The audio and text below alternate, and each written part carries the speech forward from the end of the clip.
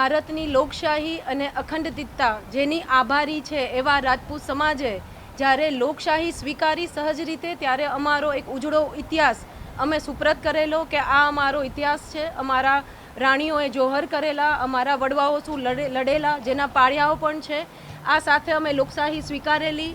પણ ક્યાંક ધીરે ધીરે સમય જતાં રાજનીતિમાં અધોપતન આવતા નિમ્ન કક્ષાની રાજનીતિ ઉપર આજના જે બધા નેતાઓ છે ઉતરી ગયા છે. અને માત્ર રાજપૂતોનો ઇતિહાસ ભૂસવાની વાત નથી, આ તો રાજપૂતોના ઇતિહાસ ઉપર છાંટા લગાડવાની વાત છે. મેં કાલે મીડિયામાં પણ કીધું હતું કે ફ્રેન્ચ ફ્રાય ફ્રેન્ચી બોલે એને સ્લીપ ઓફ ટંગ કહેવાય, પણ રાજા મહારાજા ઝૂક્યા, રજવાડાઓ ઝૂક્યા અને રોટી બેટીનો વ્યવહાર કર્યો. આ કોઈ પણ રીતે સ્લીપ ઓફ ટંગ નથી. એટલે આજે અમારી 5 દિવસની આખી આજે 6-7 દિવસની જે ઉગ્ર લડાઈ હતી, એ પછી આજની આજે મિટિંગની મુખ્ય વાત કરીએ તો અમારા સમાજના જે કોઈ વડીલો અત્યારે સરકારમાં પ્રતિનિધિત્વ કરે છે, અમારા એ પિતા છે, ભાઈઓ છે, વ્યવસ્થાના ભાગરૂપે અને પાર્ટીના પ્રોટોકોલ પ્રમાણે જ્યારે સ્વાભાવિક છે કે એક પાર્ટી અને સમાજ વચ્ચે આવી કોઈ પણ ભેદભાવ ઊભા થતા હોય, આવા ઉગ્ર આંદોલન થતા હોય, ત્યારે પાર્ટી ઈચ્છે કે એ જ સમાજની વ્યક્તિઓ વાત કરે, સંવેદના વ્યક્ત કરે. વડીલો પધાર્યા. હું આપને કહું કે દીકરીને સાસરિયા મેણું મારી જાય કે ગામ મેણું મારી જાય, ત્યારે એની બાપ પાસે મન હળવું કરે તો મારી માટે આનંદની વાત કે આજે મારો બાપ, મારો ભાઈ મારે સામેથી આવેલા.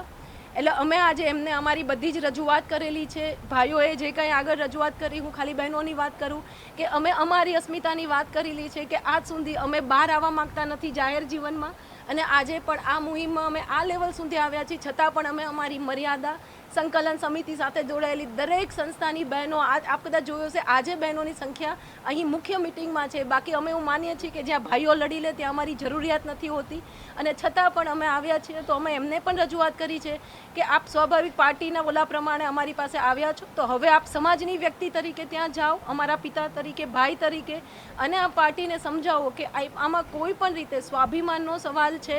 આમાં કદાચ સંકલન સમિતિની જે સંસ્થાઓ છે જોડાયેલા, આપ એને દબાવશો તો સંકલન સમિતિ અત્યારે મુખ્ય કામ, અમે લોકો મુખ્ય કામ કરી રહ્યા છીએ કે સમાજમાં શાંતિમય વાતાવરણ બનવું રહે. અમારી જે કોઈ સંસ્થા છે એની સાથે અમે મળીને એક અનુશાસન જળવાઈ રહે. આ પદ્માવતી મૂવી વખતે આપ જોયું હતું કે જે રોડ પર ઉતર્યા હતા, જે બધા જે બનાવો બન્યા હતા, એવી કોઈ અઘટિત ઘટનાઓ ન બને એની મુખ્ય ભૂમિકા અત્યારે સંકલન સમિતિ નિભાવી રહી છે. પણ આ આંદોલન અમારા આજે ગામડામાં જે ચૂલે મા દીકરીઓ બેઠા છે એનું પણ છે. અને ધીરે ધીરે અમે સ્ટ્રેટેજી પ્રમાણે આપને કીધું કે અમે રાજકોટથી 385 બહેનોની યાદી તૈયાર મીન્સ અમે ભરી રહ્યા છીએ નામાંકન. અને હજી આટલું થયા પછી પણ જો આજે રૂપાલા સાહેબના નિવેદનને વખોડીને જો પાર્ટી એમની ટિકિટ રદ નથી કરતી, તો ક્યાંક ને ક્યાંક અમે અત્યાર સુધી બીજેપીના વિરોધ ક્યાંય પણ ગયા નથી, જવા પણ નથી માંગતા.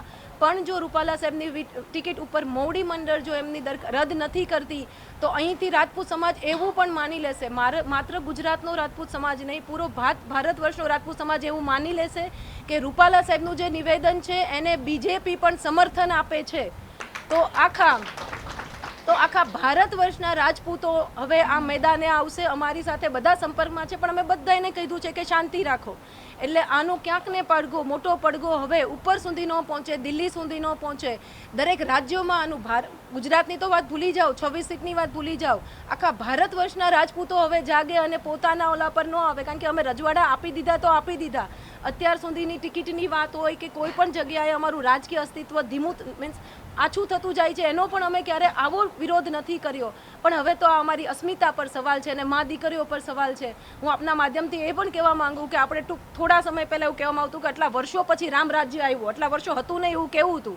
પણ જો રામ રાજ્ય આવ્યું છે તો રામ રાજ્યમાં બહેનો દીકરીઓની આ સ્થિતિ નહોતી કે બહેનો દીકરીઓએ આટલા દિવસ સુધી લડત આપવી જોઈએ અને ઉપર સુધી કોઈ આની નોંધ ન લેવામાં આવે. બસ મારું અહીંયા ગુજરાત રાજ્ય સંકલન સમિતિ મહિલા પ્રમુખ તરીકે મારી જે ફરજ છે હું નિભાવું છું. જય માતાજી.